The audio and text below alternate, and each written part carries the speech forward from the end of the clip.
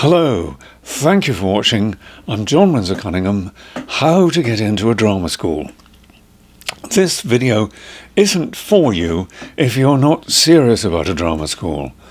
But if you want to make acting your career and you want to get into a drama school or a big acting course, here are two things that will make it much easier for you to get in. The situation is something like this.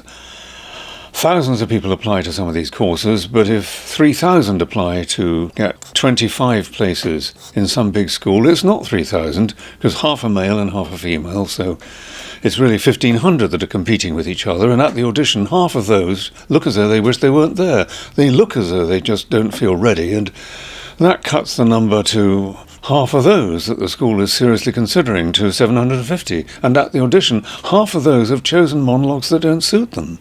And if they've got monologues that don't suit them, they can't make sense of the lines. And they might be wonderful doing different monologues, but they've just chosen monologues that don't suit them. And that cuts the number to 375. And half of those just blow it. It could be anything. They might just have no answer at all, for the simple questions that you can guess they'll ask at the interviews, like, why do you want to be an actor? Any short, simple answer will do fine, even because I love everything about it, if you say it sincerely. But so many have literally no answer at all. Or answers like, I just want to give it a try, and they don't sound really interested, and that cuts the number down to less than 200. And now we come to the first of the two things that will make it so much easier to get in, which is to like the school before you get into it.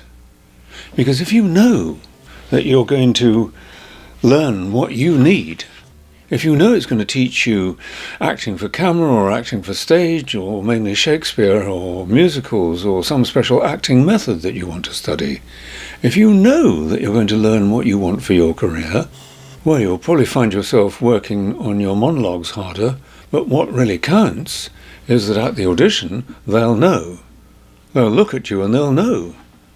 They'll feel that you want to go to their school, so they'll like you, and of course they'll want to give you a place in it.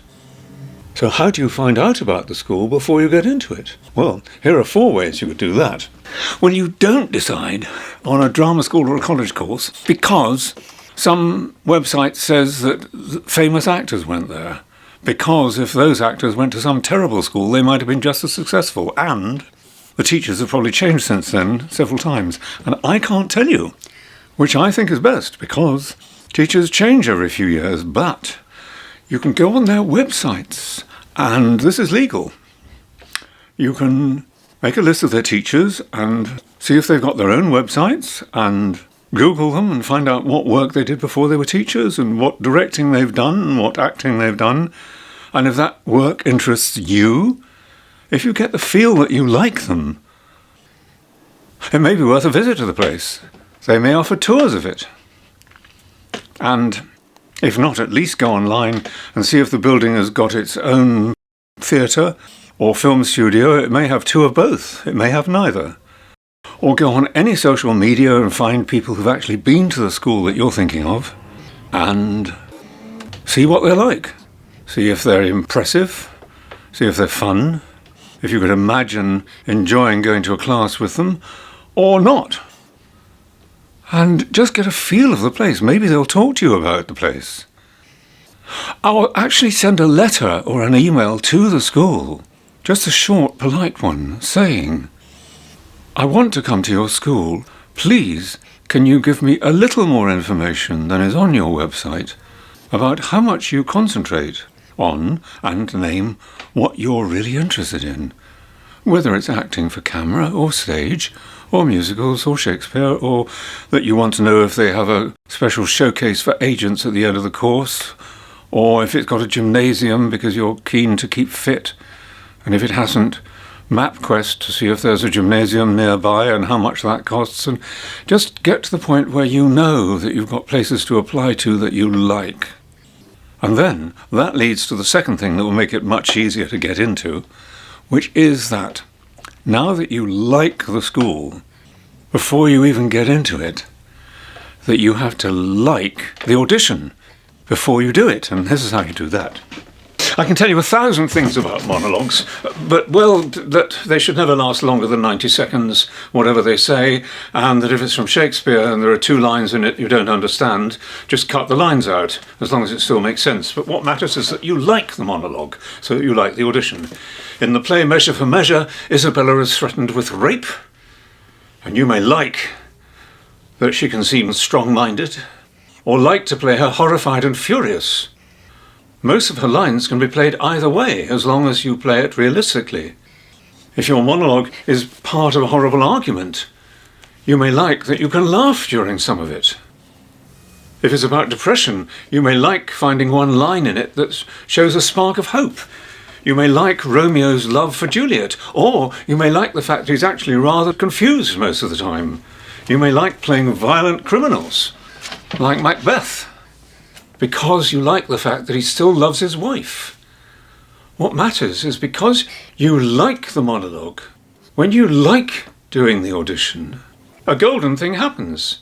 Because if you like the school and you like the audition, how can they turn you down? But there's a third thing, and I'm afraid it's something that may make you dislike me, but there we are. Yes, it's true, I think, that if a school feels that you like them and you like something about your audition, then I think they're going to like you. But I did start this off by saying that this video was only for people who are serious, and there's something I'm going to say that will discourage some of you. The actors' unions in the United States have 200,000 members, and 10% of them earn a living. 10% of them earn nothing at all, and a large number survive by working in bars and cleaning floors and heaven knows what.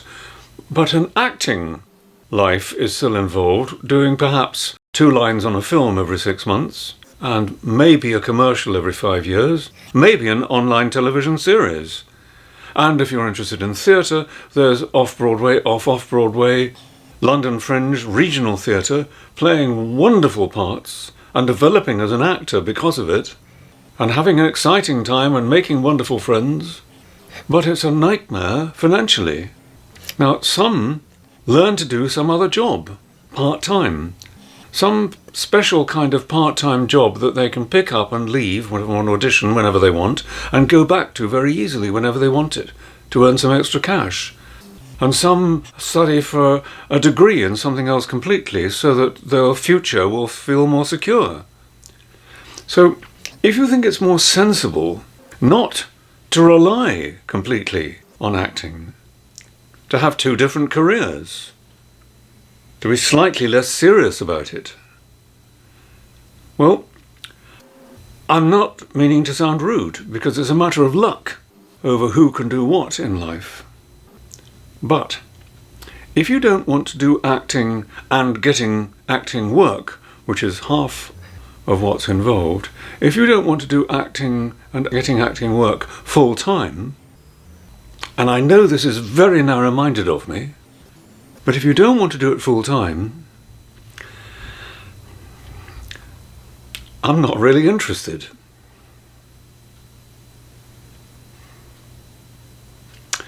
Sorry. Except I'm not sorry.